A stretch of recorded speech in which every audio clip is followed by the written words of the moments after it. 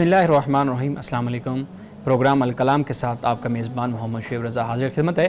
नाज़रीन किराम, इस प्रोग्राम में हम कुरान करीम को समझने की कोशिश करते हैं और इस प्रोग्राम का जो दूसरा हिस्सा है वो आपको मालूम है कि वो कुछ सवालात पे मुश्तमिल होता है। मेरे साथ मौजूद होते हैं जनाब मोहम्मद अमानत रसूल साहब। बहुत शुक्रिया आपके वक्त का। मेरी मावनत करेंगे मोहम्मद शारिक रसूल साहब। Thank you so much Shariq. आपके पास सवालात होंगे और इंशाल्लाह हम अगला जो सेगमेंट होगा हमारे प्रोग्राम का उसमें सवालात अमानत साहब के सामने रखेंगे। नाज़रीन किराम, हम बात कर रहे थे सूरह यूसुफ पे, और सूरह यूसुफ में हम इस वाक़े में, इस किस्सा में हम पहुँचे थे कि हज़रत यूसुफ अलैहिस्सलाम अब उस सरबराही वाले मुकाम पे आ गए हैं। अब वो जो शोबा है मालियात का, उसके सरबराह बन गए हैं और बाकी एरियाज़ में और उस एरिया के अंदर कहत फैला हुआ है। इससे आगे हम आज आगाज़ करेंगे। अमान साहब प्लीज़ अपनी गुफ्तगू को आगाज़ कीजिएगा। बिस्मिल्लाहिर्रहमानिर्रहीम। गुज़श्ता प्रोग्राम हम यहाँ तक पहुँचे थे कि हज़रत यूसुफ अलैहिस्सलाम और बादशाह की मुलाकात होती है और आपस में उनके मुकालमा होता है। हज़रत यूसुफ अलैहिस्सलाम को बड़ी अहम ज़िम्मेदारी दे दी जाती है। कुरान पाक बयान करता है कि पूरे मुल्क पे हज़रत यूसुफ अलैहिस्सलाम का इख्तियार था, यानी जहाँ आप चाहते वहाँ जा सकते थे और जहाँ पे आप हुक्म देना चाहते आप हुक्म भी दे सकते थे, कोई पाबंदी आप पर नहीं थी। कुरान मजीद इसको इस तरह बयान करता है कि हम अपनी रहमत के ज़रिए से जिसे चाहते हैं उसको हिस्सा अता करते हैं, और आगे अल्लाह पाक ये फरमाता है कि जो मोहसिनीन हैं उनके अजर को हम ज़ाया नहीं करते, और जो ईमान वाले हैं और तकवा इख्तियार करने वाले हैं उनके लिए अल्लाह पाक फरमाता है कि आखिरत में बेहतरीन अजर होता है। अब इन अल्फाज के बाद कुरान पाक बयान करता है कि हज़रत यूसुफ अलैहिस्सलाम के भाई आपके पास आते हैं। यहाँ पे याद रखिए कि हज़रत यूसुफ अलैहिस्सलाम ने जो प्लान बनाया था, जो आपका मंसूबा था हुकूमत लेने के बाद, सबसे पहले तो आपने इरिगेशन पर आपने तवज्जो की, यानी आप पाशी का एक निज़ाम आपने बनाया और आपने वो ज़मीनें कि जो बेआबो गयाह थी, यानी जहाँ पे कोई फसल नहीं थी, जो बंजर ज़मीन थी, आपने उन ज़मीनों को आबाद करने का हुक्म दिया। और यहाँ तक कि आज भी एक नहर है जो हज़रत यूसुफ अलैहिस्सलाम के नाम से मशहूर है कि जो आपने उस वक्त खुदवाई थी। और दूसरी बात, हज़रत यूसुफ अलैहिस्सलाम ने फिर वहाँ पर फसल का, अनाज का आपने इंतज़ाम किया। और तीसरे नंबर पे हज़रत यूसुफ अलैहिस्सलाम ने मुल्क में एक कनात पसंदी का एक माहौल पैदा किया, यानी इससे मुराद ये है कि वसाइल को कम खर्च किया जाए और आमदन को बढ़ाया जाए, यानी अखराजात को कंट्रोल किया जाए और इनकम में इजाफा किया जाए। हज़रत यूसुफ अलैहिस्सलाम के इस प्लानिंग और इस मंसूबे की वजह से वो जो कहत कनान तक, शर्क़ उर्दन तक, फ़लस्तीन तक, शाम तक फैला हुआ था, वहाँ से भी लोग हज़रत यूसुफ अलैहिस्सलाम के पास आने लगे। और तरीका ये था कि हर शख्स जो आता था उसको एक ऊँट गल्ले का दिया जाता था। हज़रत यूसुफ अलैहिस्सलाम के 10 भाई आपके पास आते हैं और कुरान पाक ये बयान करता है कि हज़रत यूसुफ अलैहिस्सलाम को वो पहचान नहीं पाते, लेकिन फ़अरफ़हुम, हज़रत यूसुफ अलैहिस्सलाम उनको पहचान लेते हैं, लेकिन आप मुनकिर रहते हैं, यानी मुनकिर से मुराद ये कि ना आशना, यानी जानबूझकर आप उनके सामने ये इजहार नहीं करते कि मैं तुम्हारा भाई यूसुफ हूँ। और फिर उसके बाद आप उनसे कहते हैं कि भाई जब तुम आइंदा आना तो अपने साथ अपने छोटे भाई को लेकर आना, यानी बनियामीन को। और आपने फिर उनके सामने अपनी मेहमान नवाजी का भी जिक्र किया, इसलिए कि जब वो आए थे तो आपने उनकी मेहमान नवाजी की, खातिर तवाज़ो की और आपने उनको गले से भी नवाजा। फिर आपने जाते हुए उनसे कहा कि भाई तुम अपने छोटे भाई को, उसे भी साथ अपने लेकर अगली दफ़ा आना, और ये साथ धमकी भी दे दी कि फरमाया कि अगर तुम बिन्यामीन को नहीं लाओगे तो फिर तुम मेरे पास ना भटकना, यानी तुम मेरे करीब भी ना आना अगर तुम बिन्यामीन को नहीं लाते। हज़रत यूसुफ अलैहिस्सलाम ने मेहमान नवाजी भी की और साथ मेहमान नवाजी के जाते हुए ये बात भी आपने फरमा दी। अब उसके बाद भाइयों का कहना यह था कि हम अपने वालिद को जाकर इस बारे में हम उनको मुतमईन करेंगे, यानी उनसे कहेंगे कि बिन्यामीन को हमारे साथ भेजो। والد صاحب کا ذکر یہاں پر اس لیے انہوں نے کیا کیونکہ پہلے وہ حضرت یوسف علیہ السلام کے ساتھ بدسلوکی کر چکے تھے اور ایک ڈرامہ رچا چکے تھے، تو اس لیے انہوں نے کہا کہ بھئی ہم اپنے والد صاحب کو راضی کرنے کی کوشش کریں گے کہ وہ ہمارے ساتھ بنیامین کو بھیج دیں، اور اس میں ہم صرف یہ نہیں کہ صرف کہیں گے بلکہ اپنی طرف سے پوری کوشش کریں گے کہ بنیامین کو ہم اپنے ساتھ لے کر آئیں۔ اب پھر اس کے بعد حضرت یوسف علیہ السلام جو آپ کے خدام ہیں، ملازم ہیں، کام کرنے والے ہیں، ان سے آپ یہ فرماتے ہیں کہ جو جمع پونجی ان کی ہے، یعنی جو غلہ دیا اس غلے کے ساتھ فرمایا کہ اس سامان میں ان کی جمع پونجی بھی رکھ دو۔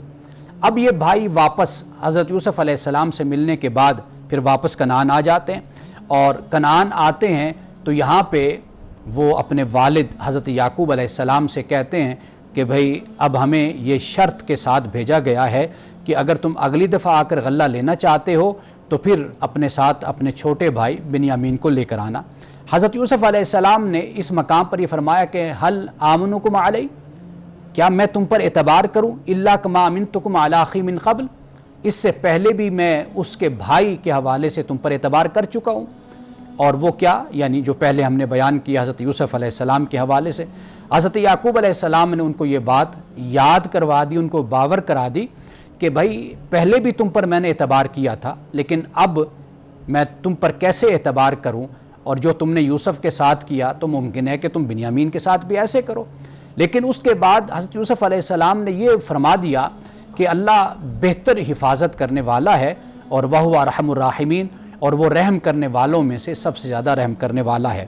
یعنی آپ یہ دیکھیے کہ دنیاوی معاملات میں، وسائل میں، اور دنیاوی حکمت عملی میں، اور اس کے ساتھ دنیاوی ہیلے میں حضرت یعقوب علیہ السلام اللہ سبحانہ و تعالیٰ کی صفات کا، یعنی آپ کی رحمت کا، اللہ کی، اور پھر اللہ کی حفاظت کا ذکر ضرور ساتھ ساتھ کرتے ہیں۔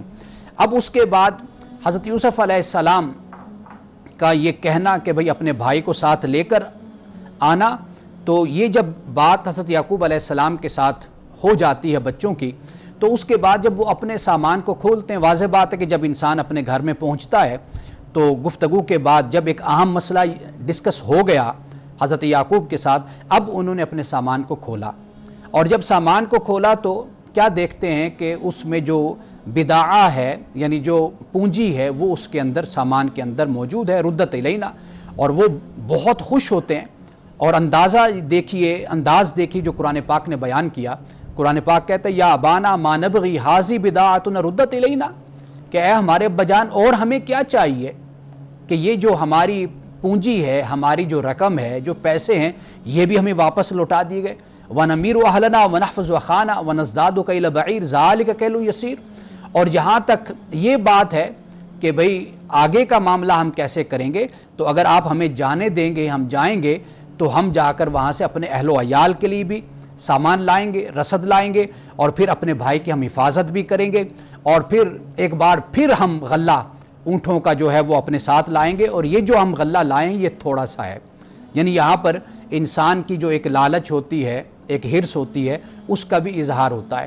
یعنی ایک موقع مل گیا بھائیوں کو، تو اب بھائیوں نے اس مقام پر اپنی خوشی کا اس طرح اظہار کیا کہ ابا جان جو غلہ آ رہا ہے، جو ہم لا چکے ہیں، یہ تو بہت ہی معمولی سا غلہ ہے، لیکن ہمیں اگر موقع ملے گا کہ بنیامین بھی ہمارے ساتھ ہوگا، ہمیں واپس قیمت اور پونجی بھی مل گئی، پھر آپ دیکھیے گا کہ ہم ڈھیر سارا غلہ جو ہے وہ ہم اپنے جو عزیز مصر ہیں، بادشاہ ہے، حکمران ہے، ہم اس سے لے کر آپ کے پاس پھر دوبارہ آئیں گے۔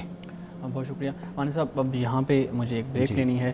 ناظرین کرام، ہم چلتے ہیں ایک بریک پہ، بریک کے بعد دوبارہ ملتے ہیں، ہمارے ساتھ رہیے گا۔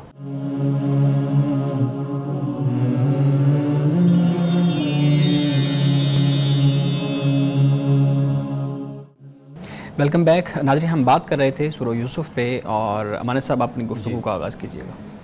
اس سے آگے حضرت یعقوب علیہ السلام ان سے پھر عہد لیتے ہیں، یعنی جب وہ بھائی یہ پوری گارنٹی یا جو گفتگو ہو جاتی ہے، اس کے بعد آپ حضرت یعقوب اپنے بچوں سے ایک عہد لیتے ہیں، حلف نامہ لیتے ہیں، اور جو اس طرح ہے کہ بھئی تم بنیامین کو لے کر جاؤ گے تو پھر اسے واپس بھی تم لانا، اور دوسری بات کہتے ہیں کہ ہاں ممکن ہے کہ تم جاؤ، چونکہ اس وقت جو سفر ہوتا تھا وہ جنگل اور صحرا کا سفر ہوتا تھا، ریگستان کا سفر ہوتا تھا، اور جا بھی مصر میں رہے تھے کہ جو ایک اجنبی ملک تھا، تو کہا کہ ہاں اگر تمہیں کوئی گھیر لیتا ہے، کوئی دشمن گھیر لیتا ہے، کوئی ڈاکو گھیر لیتے ہیں، تو پھر تو ایک استثناء کی صورت موجود ہے، لیکن جب تم امن کے ساتھ جاتے ہو اور امن سے واپس آتے ہو تو تم میرے ساتھ اس بات پہ عہد کرو، حلف دو کہ تم بنیامین کو واپس لاؤ گے۔ اب اس کے بعد حضرت یعقوب علیہ السلام اپنے بچوں کو یہ نصیحت بھی کرتے ہیں، اور وہ نصیحت یہ ہے کہ اے میرے بچوں، تم جب مصر میں داخل ہونا تو مختلف دروازوں سے داخل ہونا، یعنی یہ نہیں کہ تم ایک ہی دروازے سے سب داخل ہو جاؤ۔ اب یہ حضرت یعقوب علیہ السلام نے ایک احتیاط کا راستہ ان کو بتایا، اس لیے کہ تمام بچے، تمام بیٹے اور ایک ہی شکل و صورت کے یا خوبصورت یا نوجوان جب ایک ہی راستے سے اندر داخل ہوتے ہیں تو بہت سے معاملات ان کے ساتھ ہو سکتے ہیں، یعنی وہ مخالفین کی طرف سے بھی ہو سکتے ہیں، یا شہر کے لوگ جو ان سے ہیں وہ بھی ان سے خبردار ہو سکتے ہیں، یا جو محافظ ہیں وہ ان کو پکڑ سکتے ہیں کہ بھئی آپ لوگ کون ہو، کہاں سے آئے ہو۔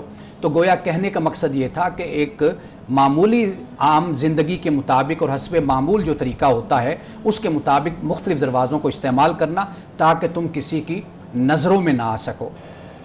حضرت یعقوب علیہ السلام کی اس نصیحت پر عمل کرتے ہوئے وہ بچے اسی طریقے سے داخل ہوتے ہیں، لیکن حضرت یعقوب علیہ السلام نے جب اپنے بچوں کو یہ نصیحت کی تو اس کے بعد یہ بھی فرما دیا کہ وما اغنی عنکم من اللہ من شیء، لیکن میں تمہیں اللہ کے مقابلے میں کوئی فائدہ نہیں تمہیں پہنچا سکتا، یعنی میں تمہاری کوئی حفاظت نہیں کر پاؤں گا۔ ان الحکم الا للہ، حکم صرف اللہ تعالیٰ کا ہے۔ علیہ توکلت، اللہ پر ہی میرا توکل ہے۔ وعلیہ فلیتوکل المتوکلون، اور توکل کرنے والوں کو چاہیے کہ وہ اللہ پر ہی توکل کریں۔ اب یہاں پہ آپ دیکھیے کہ حضرت یعقوب علیہ السلام نے توکل کی بات بھی کی، تقدیر کا مسئلہ بھی سمجھا دیا اور تدبیر کا طریقہ بھی بتا دیا، یعنی یہ بات سمجھ آتی ہے کہ انسان کو اپنی طرف سے معاملات میں مکمل تدبیر اختیار کرنی چاہیے، یعنی منصوبہ بندی کرنی چاہیے، حکمت عملی بنانی چاہیے، پوری پلاننگ، پورا منصوبہ تیار کرنا چاہیے، اور پھر اس کے بعد اس کو اللہ پہ چھوڑ دینی چاہیے۔ یعنی ایسی بات نہیں ہے کہ انسان کچھ نہ کرے اور کہے کہ میں نے اللہ پر توکل کیا، یہ بھی اسلام کے نقطہ نظر کے خلاف ہے، اور یا پھر یہ ہے کہ انسان تدبیر نہ کرے اور جو پھر اس کی زندگی میں ہو اور پھر وہ یہ کہے کہ یہ تو تقدیر تھی جو میرے ساتھ ہو گیا۔ نہیں، ایسا نہیں، بلکہ حضرت یعقوب علیہ السلام نے اللہ پہ توکل بھی کیا، لیکن اپنے بچوں کو یہ سمجھا دیا کہ اے میرے بچوں، تم یہ منصوبہ بندی، یہ حکمت عملی تم اختیار کرنا جب تم مصر میں داخل ہوگے۔ یعنی ہمارے ہاں جو ایک عام نقطہ نظر یہ پایا جاتا ہے تقدیر کے حوالے سے، اس کو بھی حضرت یوسف علیہ السلام نے یہاں پر کلیئر کر دیا۔ اب یاد رکھیے کہ قرآن پاک اس بات کو بیان کرتا ہے کہ اللہ سبحانہ و تعالیٰ کی مشیت کے ہم آہنگ ہونے کے لیے اور ہم آہنگ زندگی گزارنے کے لیے 3 باتوں کا ہونا ضروری ہے۔ ایک علم ہے، اب تک ہم نے پڑھا، اللہ سبحانہ و تعالیٰ نے بار بار علم کا بھی ذکر کیا۔ حضرت یعقوب علیہ السلام کے بارے میں بھی کہا کہ وہ لذو علم، یعنی وہ علم والے تھے اور ہم نے اس کو علم سکھایا تھا، لیکن اکثر لوگ نہیں جانتے تھے۔ اور دوسری بات توکل ہے، قرآن پاک نے اس کو بھی بیان کر دیا۔ اور تیسری بات احسان ہے، سورۃ یوسف میں بار بار محسنین کا لفظ استعمال ہوتا ہے، اور آئندہ بھی پروگراموں میں ہم لفظ محسن پر بات کریں گے، کیونکہ اس کے بعد بھی محسنین کے بارے میں اللہ سبحانہ و تعالیٰ نے بڑی وضاحت اور شرح و بسط کے ساتھ اس کو بیان کیا ہے۔ جی بہت شکریہ امان صاحب، آج جو گفتگو ہو رہی تھی بڑی دلچسپ گفتگو تھی۔ اس سے ریلیٹڈ میرے پاس کچھ سوالات ہیں، ایک دو میں نے آپ کی گفتگو سے لکھے ہیں۔ اچھا، ایک تو حضرت یوسف علیہ السلام جب بھائی آئے ہیں تو حضرت یعقوب علیہ السلام نے نصیحت کی کہ تم سب نے اکٹھے داخل نہیں ہونا، بلکہ تم نے الگ الگ جو ہے نا وہ داخل ہونا ہے۔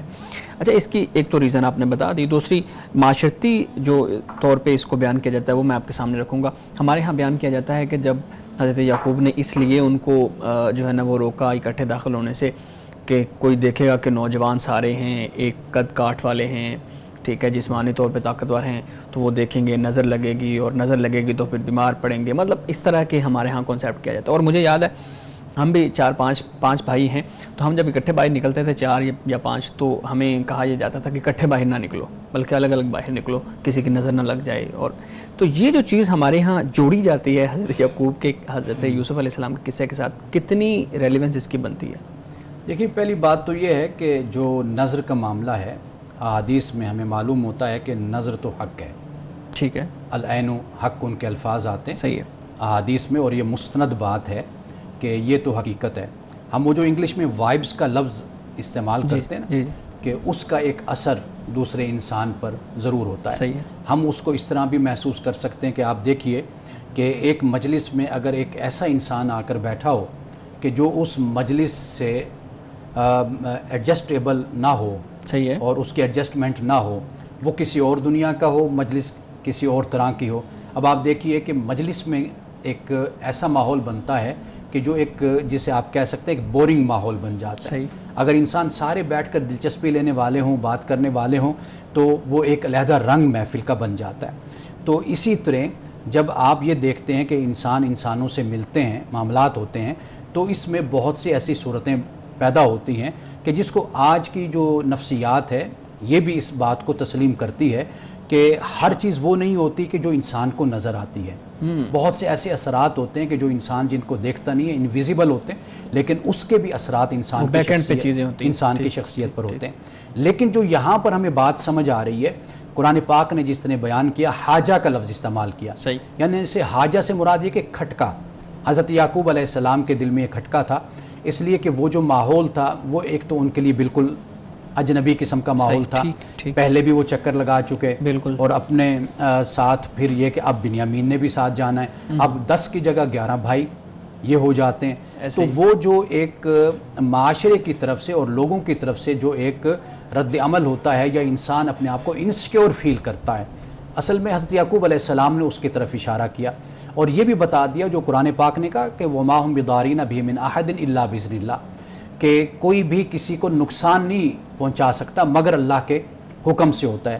یعنی مراد یہ کہ انسان اپنی طرف سے ہر ممکن کوشش یہ کرتا ہے، باقی اللہ کا حکم ہوتا ہے کہ اس معاملے میں انسان کو کسی آزمائش میں ڈالنا ہے، باوجود ہے کہ حفاظت کرنے کے آزمائش میں ڈالنا مقصود ہے، تو اللہ تعالیٰ وہاں پر اس کے لیے ایسی صورت پیدا کر دیتا ہے. حفاظت کرنا کا معاملہ ہے تو وہ پہلے تدبیر بندہ اپنے لیے کر چکا ہوتا ہے. تو گویا کہ جسے قرآن پاک بیان کرتا ہے نا، الحکم الا للہ، حضرت یعقوب علیہ السلام نے کہا کہ حکم جو ہے، وہ فیصلہ جو ہے، وہ صرف خدا کی ذات کا ہے. لیکن جب فیصلہ خدا کی ذات کا ہے جی، تو پھر ایک عام شخص کے ذہن میں یہ بات بھی تو آ سکتی ہے کہ پھر جب فیصلہ ہو چکا ہے، خدا کی ذات نے فیصلہ کر لیا ہے، تو پھر انسان کا اختیار کیا رہ گیا؟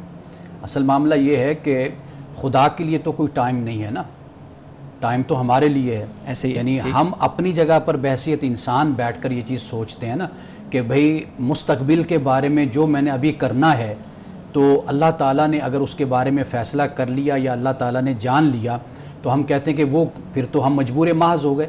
تو معاملہ اصل میں یہ ہے کہ جب آپ فیوچر میں مثال کے طور پر آپ چلے جائیں، بیٹھے ہوں فیوچر میں، اور آپ مجھے دیکھ رہے ہوں کہ اب امانہ صاحب نے یہ کرنا ہے، یہ کرنا ہے، یہ کرنا ہے، اگر آپ ان باتوں کو بیان کرتے چلے جائیں تو اب یہ تو نہیں ہوگا کہ بھئی آپ کی طرف سے کوئی فیصلہ صادر ہو گیا. تو اصل معاملہ تو یہ ہے کہ وہ علم ہے جو خدا کی ذات میں ہے، اور باقی یہ ہے کہ اس کی ذات ہم پہ قادر ہے، وہ ہمارا خالق ہے، ہمارا مالک ہے، اور اس کو مکمل اختیار ہماری ذات پر ہے. ہمارا جو ارادہ ہے، ہماری جو نیت ہے، ہماری جو مشیت ہے، ہماری جو چاہت ہے، وہ بھی تو اسی کی تخلیق کرتا ہے نا. تو در حقیقت وہ جو فیصلہ خدا کا ہم کہتے ہیں، وہ در حقیقت یہ ہے کہ ہم خدا کی مخلوق ہیں اور کلی طور پر ہر چیز اس نے ہمارے لیے تخلیق کی ہے. ٹھیک ہے، ٹھیک ہے. اچھا، ایک سوال ہے، میں سوال آپ کے سامنے رکھ دیتا ہوں، لیکن اس کے بعد ہم وقفے پہ جائیں گے، اس کے بعد آپ اس کا جواب دیجیے گا. یہاں پہ بیان کیا گیا کہ حضرت یوسف علیہ السلام نے اپنی شخصیت بھائیوں پہ ظاہر نہیں کی. پہلی دفعہ آپ نے بھی ذکر کیا، شخصیت ظاہر نہیں کی کہ میں کون ہوں، لیکن خود پہچان لیا ان کو کہ یہ سارے میرے بھائی ہیں. دوسری طرف کہہ دیا کہ تمہارا ایک اور بھائی بھی ہے بنیامین، اس کو بھی لے کے آنا. ٹھیک ہے، اس کا نام تو نہیں ذکر کیا گیا، لیکن تمہارا ایک اور بھائی بھی ہے، اس کو نہیں لے کے آؤ گے تو پھر غلہ نہیں ملے گا. تو یہ شخصیت ظاہر بھی نہیں کی اور یہاں پہ بات بھی ہو رہی ہے، تو یہ کچھ وہ معاملہ سمجھ نہیں آ رہا. اس کا جواب دیجیے گا. ہم ایک بریک لیتے ہیں. ناظرین کرام ہمارے ساتھ رہیے گا، ایک بریک کے بعد ہم دوبارہ ملتے ہیں.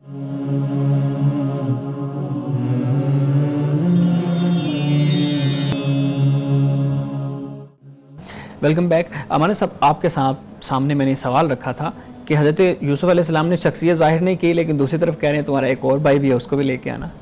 دیکھیے ایک بات تو یہ ہے کہ قرآن پاک نے جتنی بات ضروری ہے وہ بیان کر دی ہے. صحیح.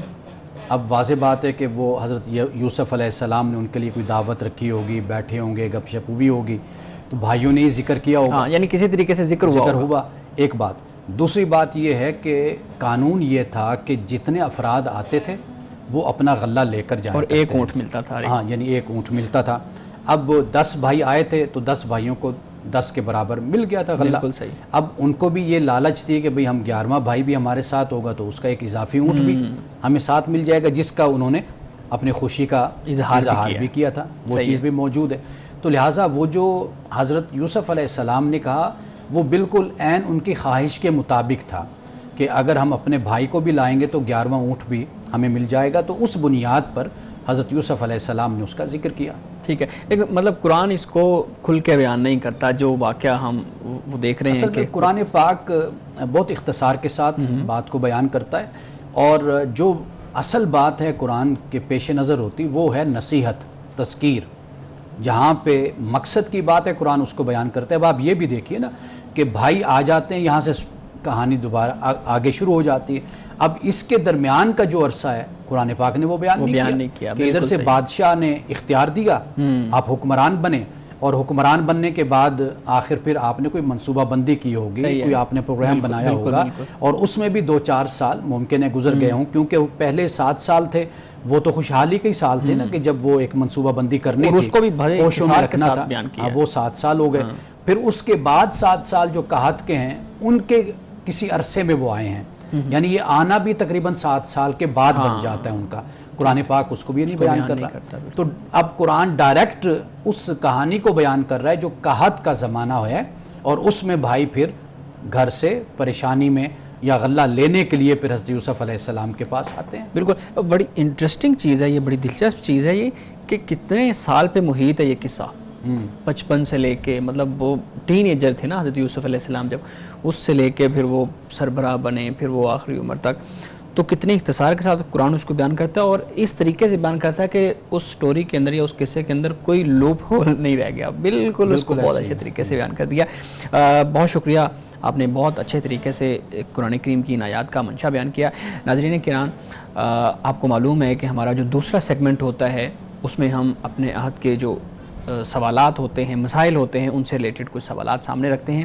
میرے ساتھ موجود ہیں جناب شارق صاحب. شارق صاحب، آپ کے پاس بہت انٹرسٹنگ سوالات ہوتے ہیں اور ڈیبیٹ بھی آپ کرتے ہیں. ہمارے صاحب کے سامنے رکھیے گا، لیکن ایک ایک کر کے سوال رکھیے گا پلیز. سب سے پہلے تو بہت شکریہ مجھے سوالات کرنے کا موقع دینے کے لیے. اچھا، تو میں یہ جاننا چاہتا ہوں کہ ہمارے ہاں کہا جاتا ہے، جیسے کہ اسلام میں بات کی جاتی ہے کہ بت شکنی غلط ہے، بت پرستی غلط ہے، لیکن دوسری طرف ہم دیکھتے ہیں کہ جو مسلمان ہیں وہ بھی تو نماز میں خدا کے آگے جھکتے ہیں. تو یہ بت پرستی سے کیسے مختلف ہے؟ جی، پہلی ذہن کے اندر دونوں کے ایک آبجیکٹ ہوتا ہے. جب مسلمان خدا کی عبادت کر رہے ہیں تو ذہن میں آبجیکٹ ہے، اور جب دوسرے کر رہے ہیں تو ذہن میں آبجیکٹ ہے. اچھا، پہلی بات تو یہ ہے کہ مسلمان کعبۃ اللہ صرف ایک ڈائریکشن کے طور پر اللہ پاک نے قرآن پاک میں اس کو بیان کیا دوسرے پارے میں. اچھا. کہ کعبہ صرف ایک ڈائریکشن ہے کہ جس کو متعین کر دیا گیا تاکہ مسلمان اس کی طرف چہرہ کر کے نماز پڑھے. جی. ایک بات جو ہے یہ ہمارے سامنے ہونی چاہیے ہمیشہ. اور دوسری بات یہ ہے کہ یہ جو بت رکھے جاتے ہیں، بنائے جاتے ہیں، یہ بذات خود تخلیق ہیں، ان کو بنایا گیا ہے. تو کعبۃ اللہ بھی تو تخلیق ہے. ہاں، کعبۃ اللہ صرف ڈائریکشن ہے. اچھا. یعنی وہ ہم اس کو خالق نہیں مانتے کہ وہ خالق ہے. صحیح. لیکن جو بت کا معاملہ ہے یہ اس کو باقاعدہ طور پر کسی الوہی صفت کے ساتھ منسوب کر دیا جاتا ہے. صحیح. مثال کے طور پر یہ جو بت ہے یہ رزق دینے والا ہے، یہ جو بت ہے یہ اولاد دینے والا ہے، یہ جو بت ہے یہ بارش برسانے والا ہے. یہ بتوں سے منسوب بات کی جاتی ہے. حالانکہ یہ جو بت ہیں یہ خود انسان ان کو بناتا ہے اور تخلیق کرتا ہے. جی. اللہ سبحانہ و تعالیٰ کی ذات جو ہے وہ خالق ہے. یعنی ہم یہ کہتے ہیں کہ اللہ سبحانہ و تعالیٰ کی ذات خالق ہے، وہ مخلوق نہیں ہے. جی. وہ رازق ہے، وہ مرزوق نہیں ہے. اللہ رزق دینے والا ہے، وہ رزق لیتا نہیں. قرآن پاک بیان کرتا ہے کہ خدا کی ذات جو ان سی ہے وہ خود کھانے سے پاک ہے، خود پینے سے پاک ہے، وہ بھوک سے پاک ہے، پیاس سے پاک ہے، لیکن وہ انسانوں کو، اپنی مخلوق کو وہ رزق دینے والی ہے۔ تو بتوں کا تصور اسلام میں آپ دیکھیں، بت تو بے جان سے ہوتے ہیں، ہمیں تو حکم اس بات کا ہے کہ ہم ایک زندہ انسان کے سامنے بھی نہیں جھک سکتے۔ بالکل۔ اب یہاں پر جو ہم نے پڑھا ہے سورۃ یوسف میں، یہاں پر جو سجدہ ہے، یہ سجدہ لفظ بھی گویا کہ ایک احترام کے لیے بولا گیا، یعنی اس سے مراد یہ نہیں ہے کہ کوئی ہم جو خدا کے سامنے ہم جھکاتے ہیں اپنی جبین کو زمین پر لگاتے ہیں، تو یوسف کے سامنے کوئی اس طریقے سے اپنے بھائیوں نے یا والدین نے کوئی سجدہ کیا، تو یہ مراد نہیں، اس سے مراد ایک ادب، ایک احترام کہ دوسرے کی فرما روائی میں اپنے آپ کو دے دینا اور مان لینا کہ یہ ہمارا حکمران ہے، یہ مصر کا حکمران ہے، یعنی اس کا سرنڈر کر دینا، سبجوگیشن جس کو ہم انگلش میں کہتے ہیں، یہ اصل میں مراد ہے۔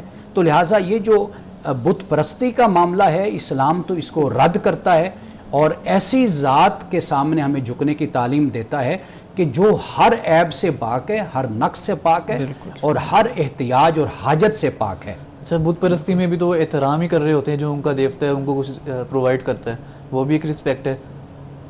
نہیں، بات اصل میں جو میں سمجھانا چاہتا ہوں وہ یہ ہے نا کہ آپ جس کے سامنے جھک رہے ہیں، جی، جس کی پوجا کر رہے ہیں، جس کے پرستش کر رہے ہیں، آپ پہلے اس بات کو کلیئر کریں نا کہ جس کو آپ نے معبود بنایا ہے اس کی حیثیت کیا ہے، اچھا، اس کی ویلیو کیا ہے۔ میں یہ پوائنٹ ایڈ کرنا چاہوں گا کہ کوئی کنٹرڈکشن نہ آ جائے۔ تو جو بت پرستی کرتے ہیں وہ یہ کہتے ہیں کہ ہم اس کی پوجا نہیں کر رہے بلکہ سورس ہے ہمارا اصل خدا تک جانے کا۔ دیکھیے، یہی صورتحال مشرکین میں بھی پائی جاتی تھی۔ قرآن پاک نے اس کو بیان کیا کہ اگر ان سے آپ پوچھیں تو وہ آپ سے ہی کہیں گے کہ اللہ ہے، لیکن یہ ہے کہ اللہ سبحانہ و تعالیٰ کہتا ہے کہ میں نے زمین پر اپنا کوئی نمائندہ نہیں چھوڑے ہوئے کہ بھئی آپ ان کو بت بنا کر کے بھئی یہ چھوٹے چھوٹے بت ہیں اور میری حاکمیت میں، میری حکومت میں، میرے اقتدار میں یا میری خدائی میں یہ شریک ہیں۔ خدا کہتا ہے کہ میری خدائی میں کوئی بھی شریک نہیں ہے، میں وحدہ لا شریک ہوں، لم یلد ولم یولد، میرے برابر کوئی نہیں ہے، ولم یکن لہ کفوا احد۔ قرآن جو ہمیں تصور خدا دیتا ہے، وہ تصور خدا اگر آپ پیش نظر رکھیں، اس میں خدا کا کوئی وزیر نہیں ہے، خدا کا کوئی مشیر نہیں ہے، خدا کا کوئی نمائندہ نہیں ہے، اور خدا نے کسی کو اپنا اختیار نہیں دیا ہوا، کلی اختیار خدا کے پاس ہے۔ اور یہ جن کو خود بنا کر مشرکین آگے رکھ لیتے ہیں، خود تخلیق کرتے ہیں، قرآن پاک ان کے بارے میں کہتا ہے کہ یہ صرف ظن ہے، یہ صرف گمان ہے، یہ کوئی علم نہیں ہے یقینی کہ جس کی بنیاد پر یہ کوئی بات کہتے ہیں، یہ ان کے اپنے ہی آباء و اجداد کی اور اپنے ماحول کے تخلیق کردہ یہ تصورات ہیں، اور یہ بالکل جھوٹ پر اور بطلان پر مبنی ہیں۔ بالکل ٹھیک ہے، یعنی وہ پھر یہ بھی تو ہے نا، وہ آبجیکٹ ختم ہو جاتا ہے، مطلب ایک بت بنایا گیا ہے اور وہ ایک خاص ٹائم پیریڈ کے بعد وہ جیسے چیز ہم ریکنسٹرکٹ کرتے ہیں اس طریقے سے ہو جاتا ہے۔ آپ یہ دیکھیے نا کہ جو پوجا کر رہے ہیں، پرستش کر رہے ہیں، وہ پہلے خود اس کو تخلیق کر رہے ہیں، اس کو بنا رہے ہیں۔ اب مشرکین کے جو وقت میں ہوتا تھا، وہ آپ دیکھ لیجئے کہ وہ آٹے سے بناتے تھے، بت بناتے تھے اور سفر میں اپنے ساتھ رکھتے تھے اور راستے میں پوجا بھی کرتے جاتے تھے، اور جب بھوک لگتی تھی اپنے خدا کو کھا بھی لیتے تھے، یعنی یہ بھی صورت بن جاتی تھی۔ پر آپ نے جو گفتگو کی اس سے مجھے ایک اور سوال ذہن میں میرے آ رہا ہے۔ جی پلیز، پر ٹائم کے اگر شارٹیج نہیں ہے، پلیز آپ نے کہا کہ خدا نے کوئی نمائندہ اپنا نہیں بھیجا ہی کہا، لیکن بعد میں ہم دیکھتے ہیں کہ انبیاء کرام کی بات کی جاتی ہے کہ وہ خدا کی تو نمائندے ہیں جو آ کر بات کرتے ہیں، اور اتنے میرے خیال میں 1400 پیغمبر کی بات کی گئی، اور جو کہ ہم جانتے بھی نہیں جن کے نام۔ بہت اچھا سوال ہے یہ، لیکن میں آپ کو بتاؤں کہ نمائندہ جو لفظ میں نے بولا نا، یعنی وزیر، مشیر، نمائندہ، وہ اس معنی میں ہے کہ خدا کی صفات میں شریک نہیں ہے، خدا کی الوہیت میں، اللہ کی الوہیت میں وہ شریک نہیں ہے۔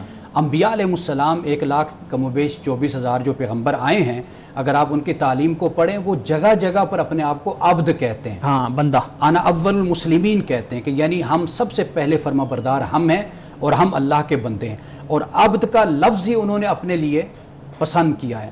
تو اس لیے انبیاء علیہ السلام اللہ کی مخلوق ہیں، اللہ کے بندے ہیں، اللہ کے نمائندہ پیغمبر ہیں، پروفٹ ہیں، اللہ کے رسول ہیں، اللہ تعالیٰ نے ان کو زمین پر اپنا پیغام دے کر بھیجا، اور وہ جو اللہ ان پر وحی بھیجتا ہے وہ ذریعہ بنے ہیں انسانوں تک اللہ کی ہدایت کو پہنچانے کا۔ تو ان کے بارے میں ہرگز یہ نظریہ نہیں ہے کہ وہ اللہ کی الوہیت میں یا اللہ کے اختیار میں وہ شامل ہو جاتے ہیں۔ ہم جو بات کر رہے ہیں وہ اس حوالے سے کر رہے ہیں کہ جو یہ عقیدہ رکھتے ہیں کہ خدا کی الوہیت میں، خدا کے اختیار میں یہ شریک ہو گئے ہیں تو در حقیقت یہ شرک ہے، یہ بت پرستی ہے کہ جسے اسلام نے کلی طور پر جس کو جھٹلایا اور اس سے انکار کیا ہے۔ بالکل صحیح ہے، بالکل صحیح۔ اچھا میں آگے سوال کرنا چاہتا ہوں یہ شارق، لیکن یہاں پہ ایک وقفہ لینا ہے ہمیں، اس کے بعد پھر سوال لیتے ہیں۔ ناظرین کرام ہمارے ساتھ رہیے گا، ملتے ہیں ایک بریک کے بعد۔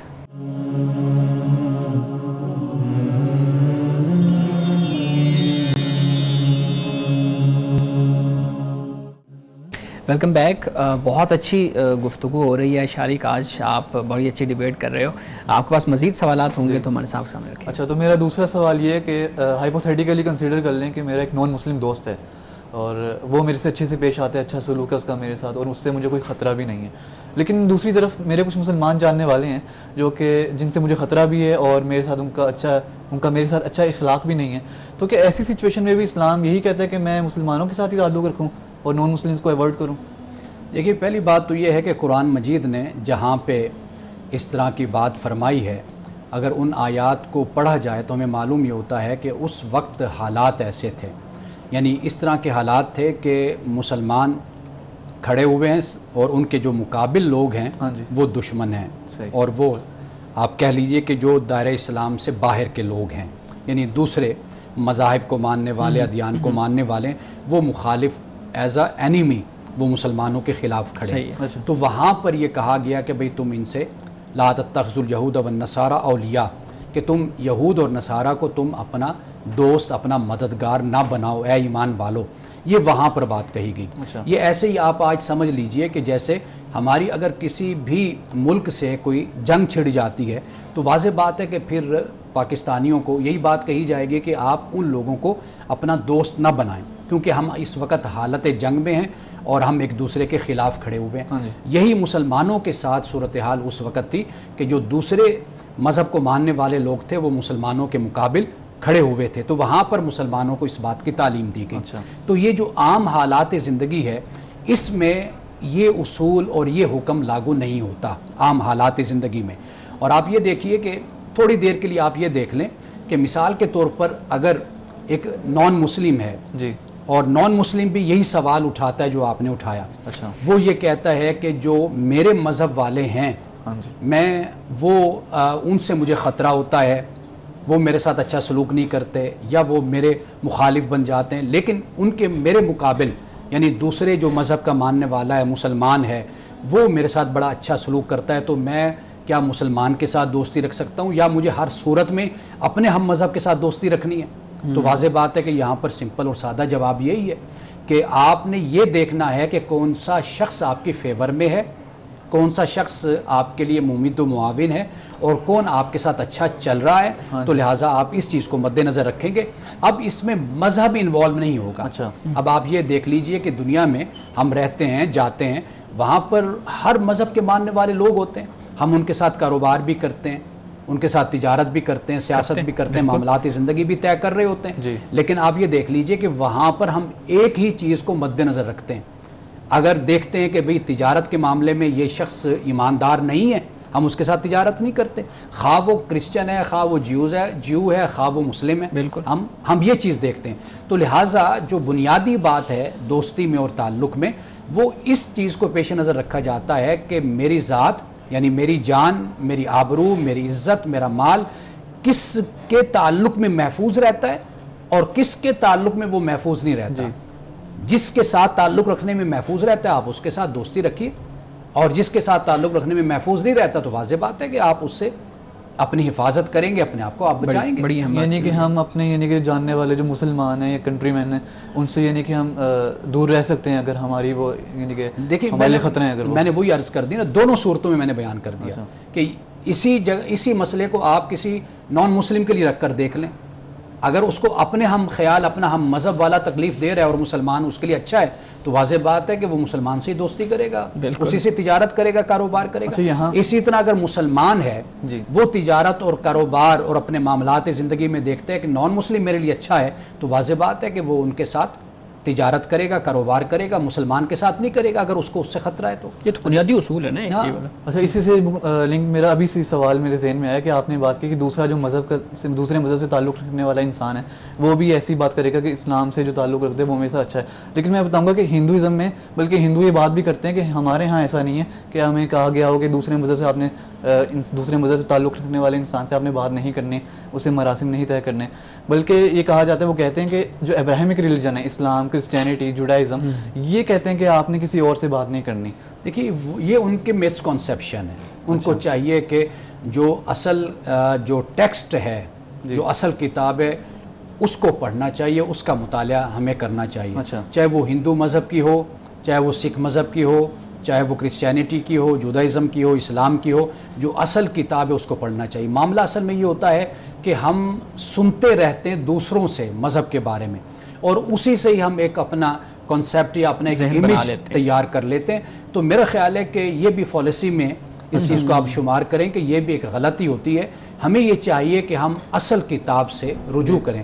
مثال کے طور پر آپ دنیا کے کسی بھی فلاسفر کو پڑھنا چاہتے ہیں، اب اس فلاسفر کی تھاٹس پر بڑی کتابیں آپ کو مل جائیں گی، لیکن عادلانہ طریقہ، عدل اور انصاف کا طریقہ یہ ہوتا ہے کہ آپ اس فلاسفر کی اصل جو کتاب ہے جو اس نے لکھی ہے، آپ اس کو اٹھا کر پڑھیں، اس کے افکار کو دیکھیں، پھر آپ اگر کوئی اعتراض بنتا ہے، آبجیکشن بنتا ہے، تو پھر آپ اس آبجیکشن کو رکھیں. مثال کے طور پر دیکھیے، میں نے ابھی آپ کو قرآن پاک کی ایک آیت کوٹ کی، ایک نہیں کئی مقامات میں آپ کے سامنے رکھ سکتا ہوں کہ جہاں پہ اللہ تعالیٰ نے تعلق رکھنے کی بھی اجازت دی ہے.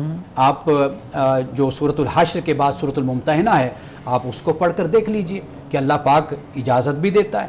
اصل جو معاملہ ہے وہ یہ ہے کہ جب آپ جنگی حالات میں ہیں، غیر معمولی حالات میں ہیں اور حالت دشمنی میں، حالت جنگ میں ہیں، تو واضح بات ہے کہ وہاں پر پھر دوستی تو نہیں رکھی جاتی کیونکہ جنگ ہے. لیکن جب ایک معمول کی زندگی ہوگی تو اس میں تو پھر انسان تجارت بھی کرتا ہے، کاروبار بھی کرتا ہے، سیاست بھی کرتا ہے، زندگی کے سارے معاملات کو لے کر چلتا ہے. بالکل، یعنی اس کو ہم کہہ سکتے ہیں یہ کانٹیکسچوئل ہے یہ چیز. جی بالکل ایسے ہی ہے، خاص ماحول کے لیے یہ بیان کی گئی. یہ بھی ماحول کے لیے. اور پھر جو شارک نے سوال کیا کہ بھئی یہ کہا جاتا ہے کہ جو ابراہیمی مذاہب ہیں ان میں منع کیا جاتا ہے، تو منع نہیں کیا جاتا. قرآن پاک نے اس کو بالکل کلیئرٹی کے ساتھ کہہ دیا. باقی یہ ہے کہ اگر کوئی مذہب کو ماننے والا یا مذہب کا کوئی نمائندہ اگر ایسی باتیں کرتا ہے تو یہ پھر اس کا قول اور اس کی سوچ اور اس کی فکر ہو جاتی ہے. لیکن عام لوگوں کے ایکشنز میں بھی نظر آتا ہے، اور ہندوؤں کے ایکشنز میں اپنی آبزرویشن بتا رہا ہوں کہ ان کے ایکشنز میں ایسا نظر نہیں آتا کہ وہ نفرت کرتے ہیں کسی مسلمان سے، یعنی کہ وہاں رہ رہے مسلمان کوئی ایسا مسئلہ نہیں. لیکن یہاں مسلمان اپنے بھائیوں کا گلا کاٹ رہے ہیں اور دوسروں سے تو نفرت چھوڑ دیں، کیا کرتے ہیں. ایکشنز جو ہیں وہ زیادہ یعنی کہ دیکھیں پھر وہی بات آ جائے گی کہ آپ نے جو بات کہی نا، میں آپ کو ایک نہیں سینکڑوں ہزاروں واقعات ایسے نکال کر دے دوں گا کہ جس میں مسلمانوں کے ساتھ ایسا ہوا، یہ بھی نکال کر دے دوں گا کہ خود ہندو نے ہندو کے ساتھ کیا کیا وہ بھی. تو میرا خیال ہے کہ ہم اس بنیاد پر کوئی فیصلہ اور کوئی رائے ہم نہیں قائم کر سکتے. اگر آپ یہ دیکھتے ہیں کسی بھی مذہب کے ماننے والے کے رویے میں آپ کوئی ظلم دیکھتے ہیں یا زیادتی دیکھتے ہیں، تو آپ اس بنیاد پر یہ نہیں کہہ سکتے کہ ان کا مذہب یہ تعلیم دیتا ہے. اس لیے کہ مذہب کو کبھی بھی اہل مذہب کی روشنی میں نہیں سمجھا جاتا، بلکہ اہل مذہب کو ہمیشہ مذہب کی روشنی میں دیکھا جاتا ہے. یعنی قرآن مجید کی روشنی میں ہم مسلمانوں کو دیکھیں گے، نہ کہ مسلمانوں کے کردار کی روشنی میں ہم قرآن کو دیکھیں گے. اسی طرح ہندو ہے، سکھ ہے، کرسچن ہے، جیوز ہیں، جو بھی ہیں، ہم یہ دیکھیں گے کہ مذہب بنیادی طور پر کیا تعلیم دیتا ہے، اس پر ہم بات کریں گے. بالکل ٹھیک ہے. اور یہ میرے خیال میں جو شارک کا کنسرن ہے وہ چونکہ پاکستان کے اندر ہم ایک چیز دیکھتے ہیں تو اس وجہ سے ہے، جبکہ ہم دیکھتے ہیں کہ انڈیا کے اندر بہت سے جو ہے نا وہ اس طرح کے معاملات آتے ہیں کہ ہندو جو ہے نا مسلمانوں کے خلاف محاذ کھڑا کر کے شروع ہو جاتے ہیں، اور اسی کی بنیاد پہ پھر ہمارے ہاں وہ قربانی والا معاملہ شروع ہو جاتا ہے کہ گائے کی قربانی نہ کی جائے، مساجد والے اس طرح کے واقعات ہوتے رہتے ہیں. تو یہ اس طرح چیزیں ہوتی رہتی ہیں. اچھا، آپ کے پاس اگر کوئی مختصر سوال ہے تو وہ ضرور کیجیے گا، ہمارے پاس صرف 1.5 سے 2 منٹ کا وقت ہے. اچھا، تو یہی میرا آخری سوال ہے کہ ہمارے جیسے کہ ایک حدیث ہے کہ کسی گورے کو کالے پر اور کسی عربی کو اجمی پر فوقیت نہیں ہے، تو لیکن ہمارے ہاں جو سید ہیں وہ چاہتے ہیں ان کو ایسا ٹریٹمنٹ دیا جائے کہ جیسے وہ کوئی باسی سلامت ہیں، کیونکہ ان کی نسبت آپ صلی اللہ علیہ وسلم کے ساتھ ہے. تو اس کانٹرڈکشن کو کیسے آپ جسٹیفائی کریں گے؟ دیکھیے، میں جسٹیفائی نہیں کروں گا، میں صرف آپ کو یہ بتا دوں گا. دیکھیے، قرآن مجید نے جو بات بیان کی ہے وہ سمپل اور سادہ ہے. وہ یہ ہے کہ انا اکرمکم عند اللہ اتقاکم، کہ اللہ سبحانہ و تعالیٰ فرماتا ہے کہ تم میں سے زیادہ عزت والا وہ ہے کہ جو تم میں سے زیادہ متقی ہے، جی قانون کی پابندی کرتا ہے، احکام کی پابندی کرتا ہے، وہ زیادہ اللہ کے نزدیک عزت والا ہے. ایک بات قرآن پاک نے اس کو بھی بیان کر دیا کہ وَلَقَدْ كَرَّمْنَا بَنِي آدم، کہ ہم نے بنی آدم کو باعزت اور عزت والا ہم نے بنایا. قرآن پاک اس کو بھی بیان کرتا ہے.